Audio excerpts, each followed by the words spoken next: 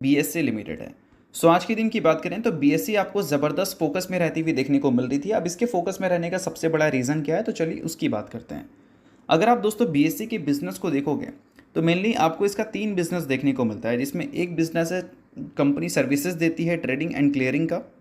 जिसमें बोल सकते हैं कि कंपनी जो है वो प्रोवाइड करती है प्लेटफॉर्म जहाँ पर आप इक्विटीज़ में ट्रेड कर सकते हैं, डेट में, इक्विटी डेरिवेटिव्स में, उसके अलावा करेंसी डेरिवेटिव्स देखने को मिलता है और भी है जो कि आप नोट कर सकते हैं। अब ये जो पर्टिकुलर प्लेटफॉर्म है बीएससी का, इसमें जो इतनी सारी सर्विसेज जो ये देती है, जब हम बात करते हैं रेवेन्यू की, किस सर्विसेज से कंपनी को कितना रेवेन्यू मिलता है, तो उसमें एक सेगमेंट आपको ज़रूर हाईलाइट होता हुआ दिखेगा जो कि है इक्विटी डेरिवेटिव्स का। पिछले कई टाइम से इक्विटी डेरिवेटिव्स का जो सेगमेंट है वो पहले जैसा रेवेन्यू नहीं दे पा रहा है, मल्टीपल रीजंस की वजह से। पहला रीज़न तो आप बोल सकते हैं सेबी है, जिसने रूल्स की वजह से जो इस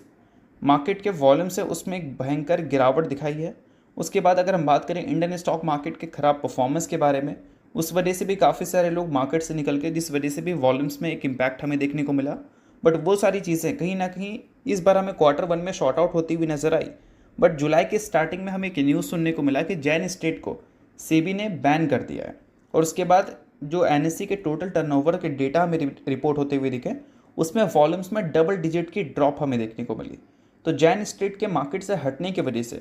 मार्केट में वॉल्यूम्स की काफ़ी कमी देखने को मिली, और इस वजह से क्या है कि जो एक्सचेंज है या फिर बोल सकते हैं जो ब्रोकर हैं, उन सारी कंपनीज़ के जो रेवेन्यू है उसमें आने वाले कल में एक बड़े गिरावट की भी उम्मीद जग रही थी। बट अभी चीज़ें क्या रिपोर्ट हो रही हैं,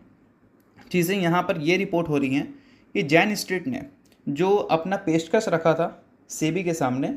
वो सारे पेशकश कहीं ना कहीं अप्रूव हो चुके हैं, और जैन स्ट्रीट अब मार्केट में वापस से ट्रेडिंग करने के लिए एलिजिबल है। अब एग्जैक्ट चीज़ें क्या थी वो मैं आपको समझा देता हूँ। तो देखो दोस्तों, उन्होंने एक इस्क्रो डिपॉजिट रखा था, यानी कि हम ऐसा बोल सकते हैं एक थर्ड पार्टी को पेमेंट किया था। 4,000 समथिंग करोड़ था, एग्जैक्ट नंबर आप यहाँ पर नोट कर लो, 4,844 करोड़। अब ये जो नंबर था जो इन्होंने एक थर्ड पार्टी को डिपॉजिट किया था, वो थर्ड पार्टी क्या करेगी, वो उसी पेमेंट को संभाल कर रखेगी। अब वो पेमेंट के बदले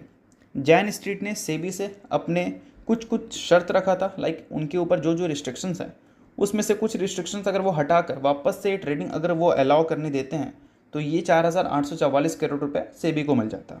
और यहाँ पर रिपोर्ट फिलहाल ये निकल के आ रही हैं कि सेबी ने वो सारी चीज़ें कहीं ना कहीं मान ली हैं, और जैन स्ट्रीट वापस से ट्रेडिंग करने के लिए अब एलिजिबल है। तो वंस अगेन बोल सकते हैं एक बड़ा एलिगेशन जो सेबी ने लगाया था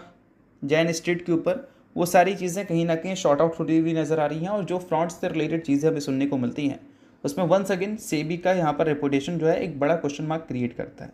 तो इन सारी चीज़ों पे आप थोड़ा सा ध्यान रखना, और इन सारी चीज़ों की वजह से क्या है कि अब उम्मीद है कि जो बड़े टर्नओवर्स में गिरावट दिख रही थी उसमें आने वाले कल में इंप्रूवमेंट दिख सकती है, और इसी वजह से जो भी कैपिटल मार्केट से जुड़ी कंपनी है, चाहे हम बीएससी की बात करें या फिर बाकी कोई ब्रोकर की बात करें, उनके नंबर्स नहीं, परफॉर्मेंस आज के दिन हमें अच्छी देखने को मिल रही थी।